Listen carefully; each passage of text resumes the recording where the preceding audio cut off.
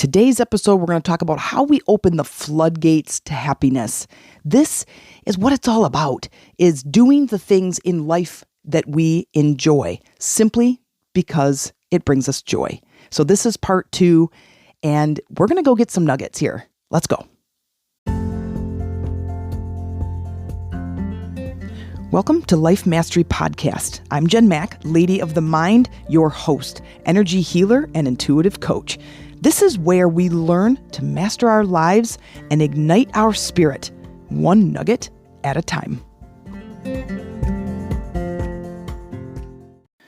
Hey guys, it's Jen Mack, Lady of the Mind. Welcome to today's episode. It's part 2 to why we won't allow ourselves to be happy was part 1. This is part 2 to opening the floodgates to happiness. And if you haven't opened the floodgates to happiness, it is my intention that in today's episode, I give you just one nugget of inspiration towards your transformation. So in the last episode, part 1, we talked about the 5 big reasons I feel are why we won't allow ourselves to be happy.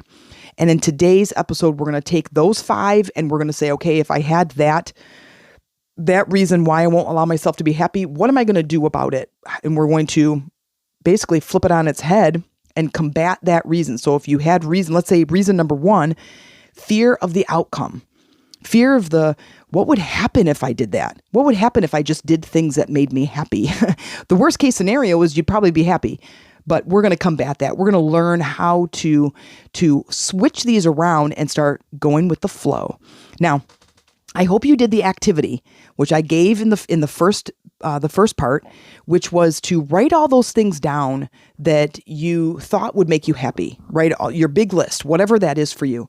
All the desires that simply you want that thing because it's going to make you happy, right? In some form or another. And then I wanted you to sit for 30 minutes and have this gratitude meditation where you just visualize all of the things that you have, being grateful for all of the things that you currently have in your life, and then picturing those things being gone. All of it. All of it. So not just one little piece, not just the debt, not just the ill health, all of it. Your whole entire life being wiped clean, starting with a clean slate, and then just feeling into how that feels. What does that feel like for you? Did it switch your perspective into being grateful for the current state that you have? Being grateful even for the debt, even for the low income, even for the crappy job? That I would just be curious to see how that feels for you if you were able to improve the gratitude state. So let's get started. Let's start with number 1. Number 1 is I thought of the fear of the outcome. Fear is a very debilitating emotion, and there's lots of ways to overcome fear, and there's lots of reasons why we have fear, but it can definitely be something that prevents us from moving forward. But if we understand fear and what its intention is, then we can sneak around it. I have a lot of episodes about overcoming fear and doing things anyway and building confidence, and a lot of these episodes talk about the subconscious mind is where fear is stored. And it's all of our beliefs, all of our thoughts, all of our thought patterns, the way we think about things, how we do things, our autopilot, if you will. And its job is to keep you alive. It's to keep you comfortable. It's to keep you alive. We want some of those fears, right? When we see things that are weird or out of the norm, we have a fear state, like a fear response to that thing. That is your subconscious mind. It's like something out of the comfort zone. And that's your subconscious mind protecting you. So if we understand how the subconscious mind works, why it works the way it does, then, and we want something different, we can sneak around by using our words and our thoughts and start to embrace. Here's how we're going to combat that. Embrace change. Now, I just did an episode just a couple of days ago. I believe it was Monday, and it is how to adapt to change, number 452. And you can go back and listen to that one. And what that's going to tell you is how do we basically embrace change? We know it's coming. Our whole entire life is based around change. How do we do that? But not only how do we do it, but how do we embrace it? How do we get excited for new possibilities? When I think about fear and I go, okay, I'm going to quit this job and I'm going to become an entrepreneur, of course that had a lot of fear to it, but it was like, I'm going to do this thing because it's bringing me joy and it's my calling.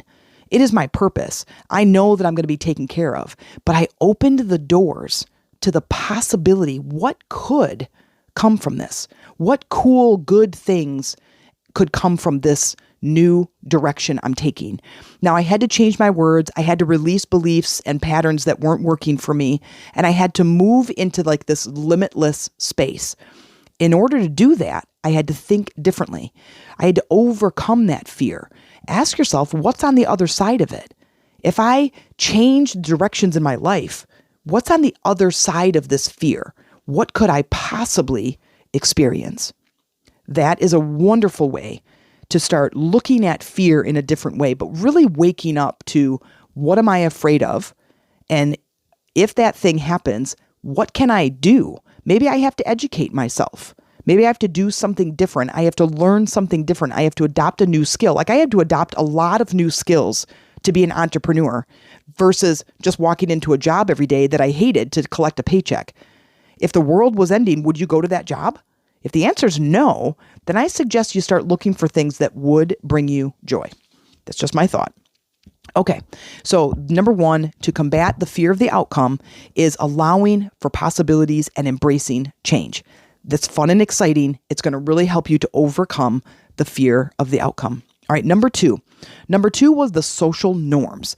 This was everyone telling you how you have to act, how you have to be, what you're going to go do. I recognize that there's this social norm in education that if a certain family are doctors, then they expect all of their kids to be doctors. If they're all like whatever, they're chiropractors, they're dentists, and then all of a sudden their kids are chiropractors and dentists. I'm like, is it in the water? And they're like, well, that's just kind of what we expect. We expect our kids to go do the things that we did. I'm like, what if that kid wants to be an artist? What if they want to be an entrepreneur and they want to have a podcast? What if they want to be an electrician? And it was frowned upon. Like, it was interesting. I've known a couple of doctors. I've worked for an optometrist. I worked for a chiropractor. I'm just like, what? Wait, what? Like, I just found it to be really interesting that that is what they expected of their kids. That is a social norm. Now, you take that child and they're 28, 29 years old, and their whole time they're like, I don't want to be a chiropractor. And what am I going to do? I have to go against my parents or my family. And that's going against the social norm. Now, ways to combat that, to me, is to challenge those cultural norms. What is it that I want out of my life? And what is it that my family wants for me? They might not be the same thing. I want fun and excitement, and they want security and financial freedom. What if I don't want those things for myself? That it is important that I understand that I came into this existence through this family, but it doesn't mean that I necessarily belong to their social norms, that I can break free from those social norms and learn to live my own life.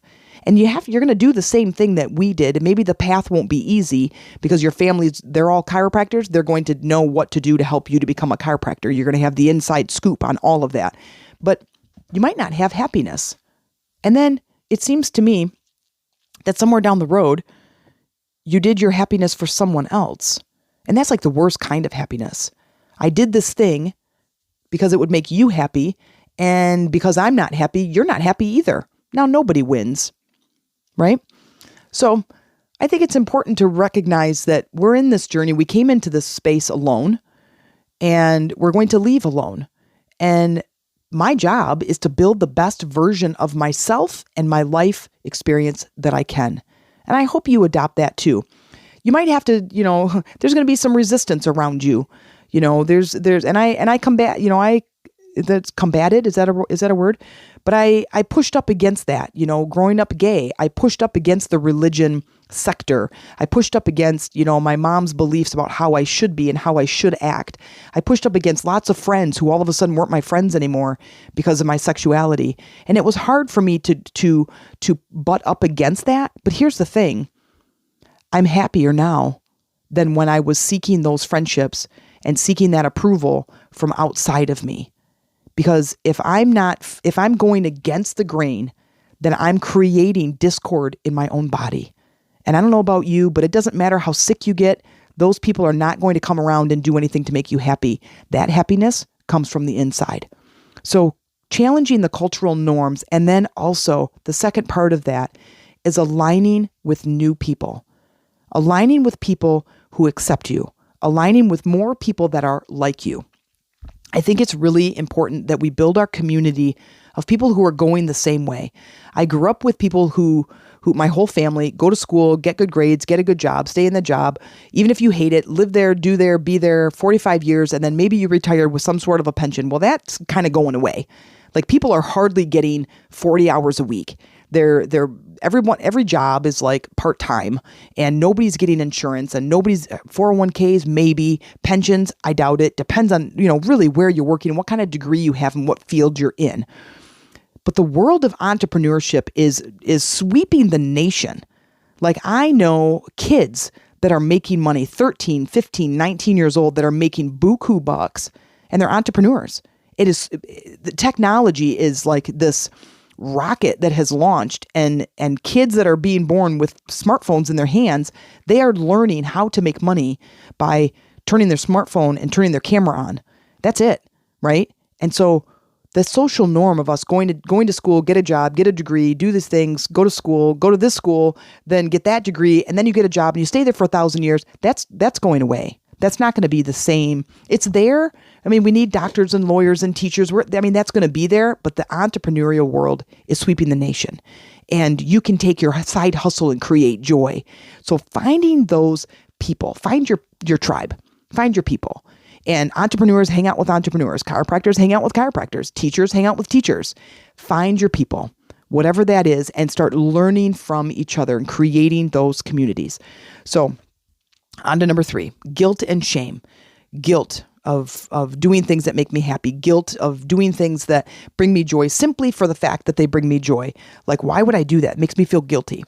And so to combat that is to practice forgiveness and to build a gratitude practice. Being grateful that you can do things that bring you joy. Being grateful that you have the time, or you have the money, or you just have the interest in doing it. That practicing forgiveness for yourself or forgiveness for others. It is about building this alignment with the vibration of happiness, building the alignment within your heart, opening your heart to the idea of, I'm going to do these things that bring me joy simply because they bring me joy, because they make me feel joyful. That's a little bit like a Dr. Seuss book. But it's really exciting when you can stand back and go, I can feel the sense of joy no matter what. I can picture rock climbing. I can picture traveling or exploring like old abandoned buildings, and I get chills and my vibration immediately goes up. And I'm just sitting here at my desk recording a podcast. I'm not actually rock climbing. I can do that on my own. So it's about practicing the emotional state to raise your vibration that then allows the universe to go, oh, you want more things that bring you happiness. Okay. Versus bringing you things that make you feel guilty or make you feel shame. Now, number 4, low self-esteem or lack of self-confidence.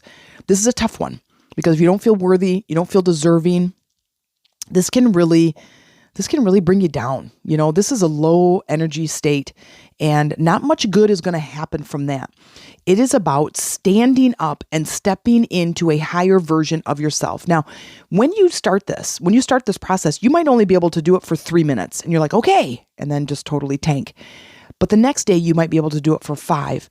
7 days later, you might be able to stand up and step into that newer version of you for 35 minutes. Keep going. You deserve to be happy. You deserve to be healthy. You're worthy simply because you're here. Simply because you're on this planet. That's it. There's no other reason. Simply because of that. Because you're here. And listen, we don't know how many days we have left on this earth. I say take advantage of them. I was watching a movie. What was that? There was a guy. He was an entrepreneur. And he was just this big time adventurer. He just got a GoPro and he just went everywhere.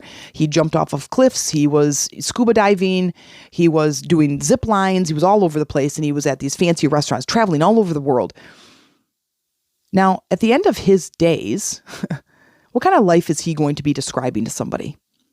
And what if his family came from a bunch of office workers and he's like, all my family ever wanted me to do was to work in the office, just like they did. Make this money. But instead what he's doing is he's traveling. I think he has a vlog. He's traveling all over the world and he's documenting basically his life. all of these fun things that he's doing. At the end of his days, when he's 50 or 60 or 80 years old, he's going to go, I had one hell of a life. I've been all over this globe. I've done all of these things. Let me tell you all of the things I did. Matter of fact, go to my vlog and you can read all about it and you can watch all these videos. What a life. What an amazing journey he's having. When you have a low self-esteem, it's like being in quicksand. I remember being there.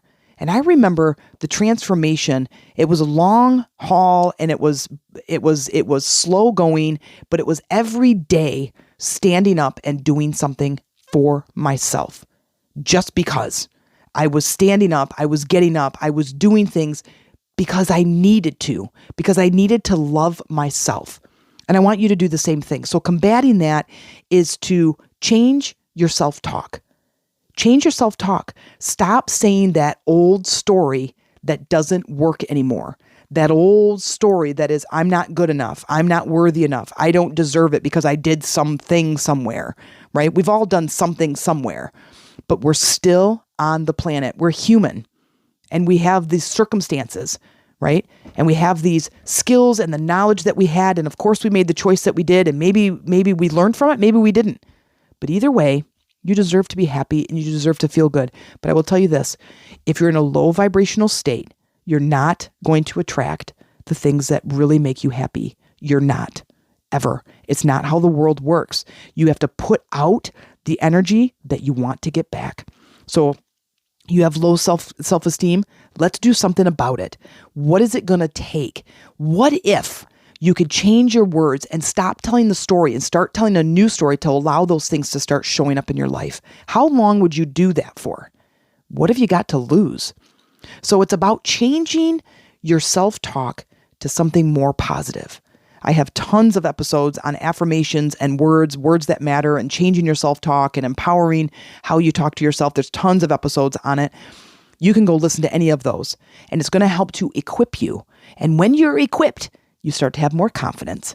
When you have more knowledge, you're going to have more confidence. And in that confidence, your self-esteem is naturally going to start going up. Now, the last one, too busy trying to control everything. This is totally mine. I'm too busy trying to control everything. So what do I do to combat that? To start bringing more things that make me happy into my life? Relax and release. I have a huge binder. The big ring binder's got it's like a 3-inch ring binder, and it's a bunch of loose leaf paper, and it's belief after belief after belief after belief about all these topics that are limiting me. And I release those. I let those go, and I bring in new beliefs that are empowering. I use new words that make me feel good. I have changed from this negative. You guys never would even have recognized me like 30 years ago. You would have seen me somewhere or talked to me and been like, oh my God, let's get away from her. So negative, no friends, terrible jobs, no money, ill health, right? And just like, dude, God, go away. To where I am today. More positive, more optimistic, more empowered, and completely confident in my own body. Like I just feel amazing in my own body, emotionally, mentally, healthy. I'm just getting healthier and healthier, and I just feel amazing. I want that for you.